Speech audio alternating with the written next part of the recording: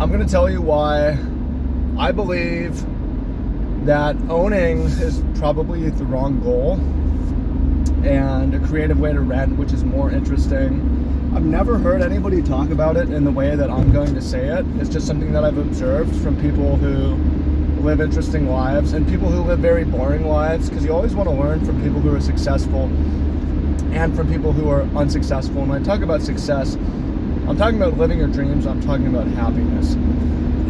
So everybody tells you you should own, and in this video I'm going to tell you why you should rent. So in this video I'm going to tell you about a depressed Japanese man. I'm going to tell you about my brother. I'm going to tell you about Dan Bilzerian. I'm going to tell you about Ty Lopez. Welcome in, much love, Trav here. If you don't know me, then yeah, welcome in. I do a lot of different things. I'm on my way back from doing an adventure tour today. Pretty sweet gig I got. Get paid decently to go pick up some young people and go hiking, take them to a waterfall, go cliff jumping. I'm a tourist. I'm loving it. Things are good. Why am I coughing? I have seasonal allergies. This cough could last for months. I'm not going to let it stop me from producing YouTube videos. It's super annoying though. Okay, so let's get to the subject at hand, and let's start with the Japanese man. I made a video on this. Some of you guys might have seen it. The Japanese man made a video titled "My Life is So Boring," and he's got a stable job. He's got a wife, he's got kids, and he's got a 30-year mortgage. The 30-year mortgage is making him unhappy because now he's got a commitment. It's taken all the imagination and freedom and excitement out of his life. Now he's going to live in the same place for 30 years. He's going to have a stable job for 30 years. He's not going to start a business. He's not going to move. It took all the adventure out of life.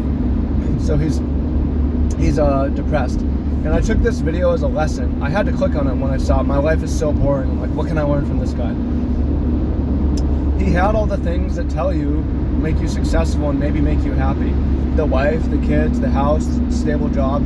Yet he's super unhappy. And something that I've seen is that's not that uncommon. People who have the stability and the things you're supposed to have, it doesn't make them happier. And why is that? Well, one reason is because commitment and security and stability is a trap, right? Now you're stuck in this marriage. It's worth it for the kids, perhaps, but you're stuck in this job and you're stuck in this neighborhood. And if it wasn't the neighborhood that you really wanted, too bad. And you can project out 30 years. So just based on that, I'm like, I don't want to sign a 30-year mortgage. Now, if you want to do it as an investment and a rental, we can talk about that, but I'm going to come back to that in the end and tell you why that might not be a great idea because of population collapse that's happening actually, and coming. We'll come back to that. So let's move from the Japanese man to my brother. My brother lives in Colorado. My mom lives in Colorado. I'm not going this summer, but typically I go in the summer and visit.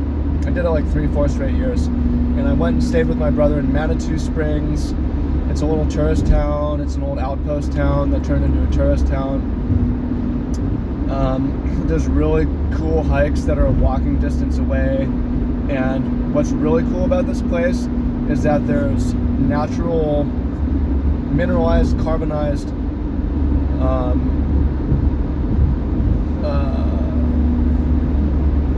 freshwater springs that are almost on every block. Carbonated, mineralized. Tastes awesome, carbonated, and they're have little taps that you fill your water. So people come to town for the hikes, they come for the tourist experience, and they come for the water. And it's a really cool thing where you can walk outside and walk down, go out, meet people, get ice cream. There's a game shop, there's live music happening any night of the week.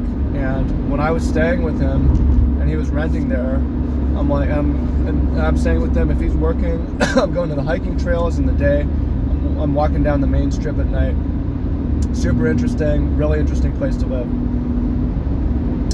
But he was doing decent financially and decided I'm going to buy a house. And he was looking in Manitou Springs, and he's looking in Colorado Springs. and he ended up buying in a suburb of Colorado Springs. And there's a walking distance to a lake, but it's not an exciting neighborhood. It's a bit of a family neighborhood, which could make sense, but you could like hear neighbors screaming at each other when you're in the backyard. So you go from awesome, interesting social environment where you can meet people and everybody's coming in a good mood 7 days a week, to the neighbors are screaming at each other and you don't even want to be outside. But now he owns. So, but my experience visiting him is like, it was much worse. I'm happy for him that he owns. It's cool that he has more space to host.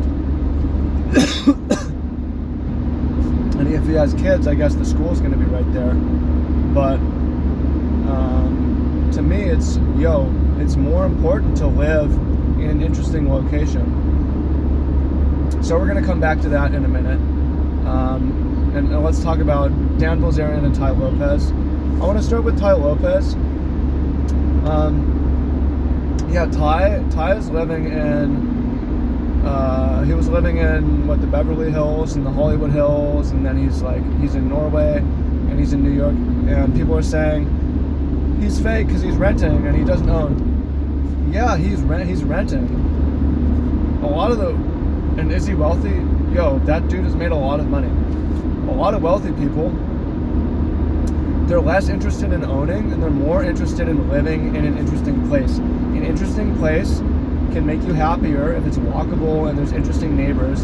It can also make you more money because of who you live around and who you network with. So something to aim for potentially is to have different places that you're renting around different parts of the world and go visit them. I'm going to come back to that idea in a minute. Let's talk about Dan Bilzerian. So we'll talk about Dan Bilzerian because I'm reading his book right now, The Setup, which is a super interesting and entertaining book. And I have a video coming, I haven't recorded it yet, but I'm going to make at least one video about that book and Dan Bilzerian and The Setup. But a couple things happened in there where at one point Dan was able to figure out a way to rent a massive mansion in San Diego for $3,000 a month, which is like renting a 3-4 bedroom house in Hawaii is like $3,000 a month, potentially. Right now, I mean, that was 10-15 years ago, but he has a rental in San Diego, in LA, and in Vegas, and he's going back and forth between for fun and for business opportunity. And he has 3 social lives. Now it hurts a little bit because you're not as regular as you could be, right? But it improved his social life by being in 3 major cities. Now another interesting thing happened in here, where there's a guy who started renting next door across the street from Dan. His name was Mike. He was so if you don't know, Dan Bilzerian was a big high stakes gambler. That's how he made his money. He played up like he made money from a trust fund so that he could pretend to be a fish, a bad poker player, and get in games with wealthy people. But the reality is he only made $1 million from his trust fund, and he did that when he was like in his late 30s. And he made tens of millions, if not hundreds of millions, from gambling before that. But he pretended that he was just some dumb trust fund guy who's just showing up to these games, and it got him in games with really rich people and let him fleece them, basically. And where he lived mattered. Where he lived helped him get in those games, right? If he lived in Hollywood, he had better access to those games. And there's a specific example where it's like this guy Mike moved in next to me so that he could go into business with me and convince me to go into sports betting. And they made $17 million, split it between them, doing sports betting. And because the guy lived next to Dan, he was able to do the business deal. And I think he had like a 40% of the money. So he made like $6 million, $7 million from proximity. So we'll come back to the investment idea with the population collapse last.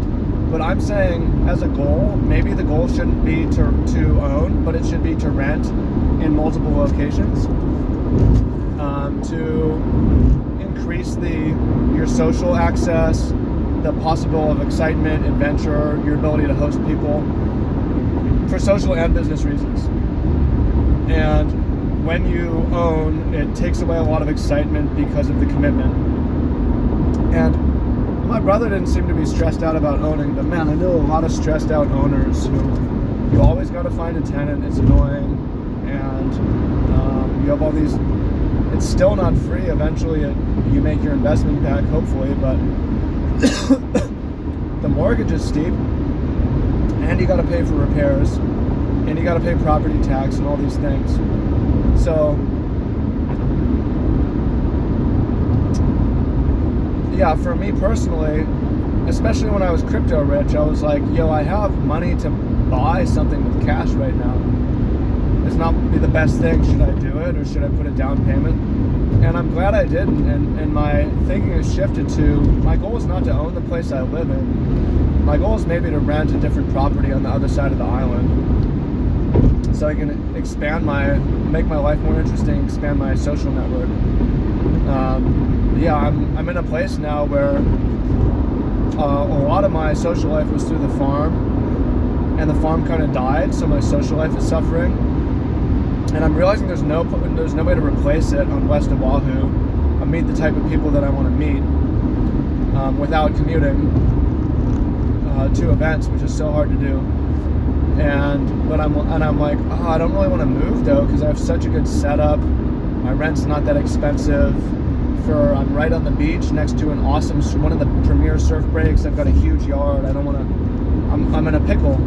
But now I'm like, yo, if things go well in my business next year, why don't I just put down a lease for a second place and try it? And if it's a 6-month lease, and worst case, I'm out, say it's $1,500, whatever, 16, I'm out 10, 15 grand for an experiment, right? Which, it might sound like a lot of money, but think bigger. You can make a lot of money. It's possible. Now, the last idea is, I'm not convinced that real estate is going to be, it's been great investment, and people say they're not making more land. Well, they actually are making more land because they're building vertically. So, I've got to look right in front of me. Look at these, those are condo skyscrapers. So you can build vertically, and by building vertically, you can house everyone. But what's happening, and most people aren't interested in renting multiple locations. People are interested in renting one. Is for a lot of reasons, which we don't need to get into fully, but to me, a lot of it has to do with inability to effectively scale the food supply in a healthy way, which has resulted in incredibly unhealthy people who have imbalanced hormones, are infertile, low testosterone in the men, estrogen problems in the women.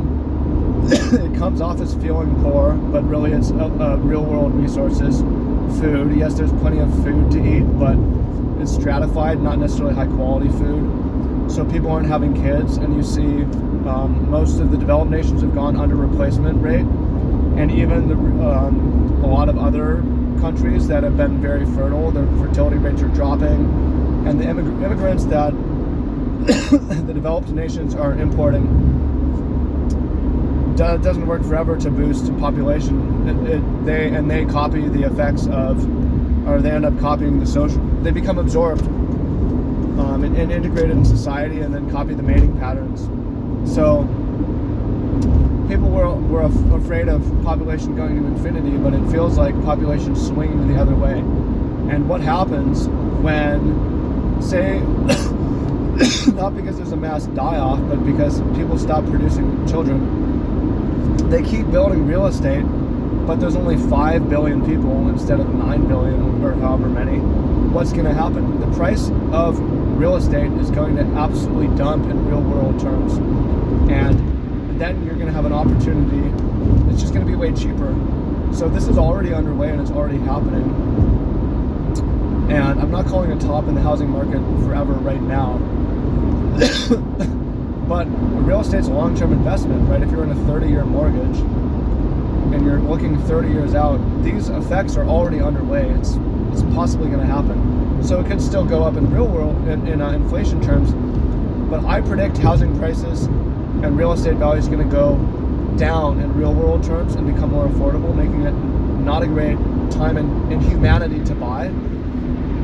And what I offer to you as anecdotal evidence is the Black Plague. Now, I'm a student of history, and partially I have to thank Ty Lopez for this, because when I saw his Here in My Garage video in 2015, the first thing I did was buy his course. No, that was 2014. 10 years ago, I bought his 67 steps, and he said, read books, and I was impressed by his knowledge and the way that he could talk and capture an audience. And I said, I want to have that. So I still read a lot, but in my 20s, I had years where I didn't have a great social life during this time, and I was reading for 3 to 4 hours nonfiction a day, biographies. I got through hundreds, if not 1,000 books during that era. Pretty amazing. And through history, so I know a lot of different things about history. One thing I know about history is when the Black Plague swept through Europe, later feudalism was born out of it, it's true, but there was a huge land grab, especially in the countryside, because the population of the world was cut in half or something like that in a short time span. So the real world cost of land went way down. This happened, and this happens throughout history. There's times where the real world cost of land goes way down. Now, since capitalism and money formed in the last couple thousand years, the Black Plague is the one that I know of from a really macro global perspective. There's certainly times where, like, when Detroit was a more productive city, the real world cost of housing was probably higher there, right? Or, and as civilizations collapse because of maybe environmental conditions change, flooding, hit by meteor, cost goes down. But when population goes down, which we saw during the Black Plague, you didn't want to be an owner, you wanted to be a renter, and you wanted to wait and buy. And I'm arguing that as the world's population tops and begins to go down, and they continue to build more houses, I don't see how the math works out for the real world cost of housing to not go down. And yes, there's going to be people like me or Ty or Dan, not just lump myself in with them, but people who are interested in multiple rental properties. Most people aren't right now, and the demand for the second is always less than the first, because the difference between being houseless and having a one house is huge. The difference between having one house and two is marginal. The difference between having 10 houses and 11 is nothing, right? So I don't see how the real world cost of housing isn't going to go down, which means there's better investments out there. I believe that a lot can change, right? I'll change my analysis, but stocks, gold, and possibly Bitcoin will outperform the housing market over the next 100 years. Maybe not Bitcoin. I don't need to talk about it in this video. Let's talk about it. Why not? All over the place. Some of you guys know I made a lot of money in Bitcoin, and I paid a lot of it back in tuition, losing in the market. But essentially, the issue with Bitcoin is, well, the beautiful thing about Bitcoin is it's a form of money that's hard-coded, and it's extremely hard to change the code fundamentally. And one of the features of it is it takes very little data to run. So you can back up Bitcoin on a relatively simple computer in theory, and all you need is one to back up the whole blockchain. So it's like a cockroach that's impossible to stamp out, because you have to destroy like every instance of it being backed up somewhere. And because it's so simple, it's easy to back up. So they prevented it from becoming more complex, because if it became more complex, it would then be housed in data centers. An average person could not back up the blockchain, and it could become an attack vector if you could destroy Bitcoin if it becomes centralized, right? It's meant to be decentralized. So because to keep it small so that it can be backed up easily, they prevented it from scaling. So that's why it's slow. What is an average block? I forget, 10 minutes, 5 minutes. There's layers built on top of it, but it's not very scalable from the base chain. And the miners, who are not the nodes that are backing this up, the miners they make their money from every 10 minutes they collect fees, and they collect a share of the Bitcoin subsidy. So every 10 minutes, Bitcoin is paid out through the next block of transactions. And the beautiful thing about Bitcoin is the issuance rate cuts in half every 4 years, which means that inflation, it's not deflationary, but inflation decreases. Right now there's 20 million some Bitcoin. Most of the Bitcoin are mined. It's just marginal amounts that are being put out. And when you compare that to the US dollar, where you can you can just print money, Bitcoin has a better supply dynamic where, okay, in 100 years, there's going to be 21 million Bitcoin, but there's going to be, I don't even know it's beyond trillions, but there's going to be a crazy amount of dollars, or whatever, fiat money. And even gold, there's still going to be digging gold out of the ground, but not producing Bitcoin. But the problem with Bitcoin is when the block subsidy stops, the fees are not going to be enough to secure the network, because it doesn't scale. So in 100 years, when they're no longer issuing Bitcoin and it's just fees for this every 10-minute block that doesn't scale, it won't be enough fees to secure the network, and there will be attack vectors to attack it. So what's going to happen is they're going to have to print more Bitcoin and increase issuance, and that's going to just cause, like, what's the point of this if it can be changed, right? Nobody's given me a strong argument against it. So over maybe the next 10, 20, 30, 40 years, I'm bullish on Bitcoin. I expect price to go up, but I'm concerned about it in 100 years. And I haven't got a good argument. In all of my 4 years of research and asking people, nobody's given me a good argument against that. So I don't know that Bitcoin's the better 100-year investment than housing. I actually would put it on gold. I would put it on gold, and I would not put it on stocks, because the U.S. could collapse and not really exist anymore. And there's stock markets that fall apart and collapse.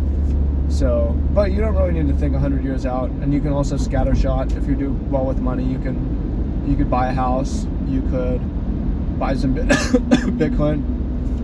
You could buy some gold. You could buy some stocks. You could buy some businesses. Yeah, I mean, in the long run, the best thing you can do is just continue to be productive and in business. That's the way to go. But again, life isn't all about money. I'm arguing that life is about adventure and having a good social life and having a good health life, right? I could have bought some house in the middle of Oahu and then been a 30-minute drive from the ocean. Or I could rent right on the beach. I'm gonna rent. And I could buy on the beach, or I could rent a second place on the beach on the other side of the island, or on another island. Right? It's more exciting. So I'm not about to do that tomorrow, but it's an idea for me. I'm not even gonna say it's a goal, but it's interesting. But I think a goal is to live in the most interesting place socially, because that is gonna help you financially. That's going to help you with your happiness, and yeah, help you with your health. You live in the best place socially and for health, right? You want to live next to the hiking trail, live next to the lake, live next to the live next to the ocean, live next to the surf break, live next to the river. Who cares if you own or don't own? It doesn't really matter, right? What's higher status? Renting a mansion or owning like a small little thing? Probably renting the mansion. What's higher status? Owning a nice place or having rentals in 4 different cities that you fly across and do business and have different social lives? Life's not all about status either, but that sounds more fun to me. So let me know what you think in the comments. Again, I've never heard anyone advise this. It's something that I put together by looking at an old Japanese man who hates his life after signing a 30-year mortgage, looking at stressed out friends and people who are owners, seeing my brother move to a less interesting neighborhood just so he can own, and seeing guys like Dan and Ty and other Hollywood, or people with interesting social lives, successful, living their dreams, don't necessarily own. They're renting. They're renting with friends. They're renting in different places. So yeah, I'm suggesting you don't own. You do something else. So hope you find that interesting. Much love. Talk to you all soon. Peace.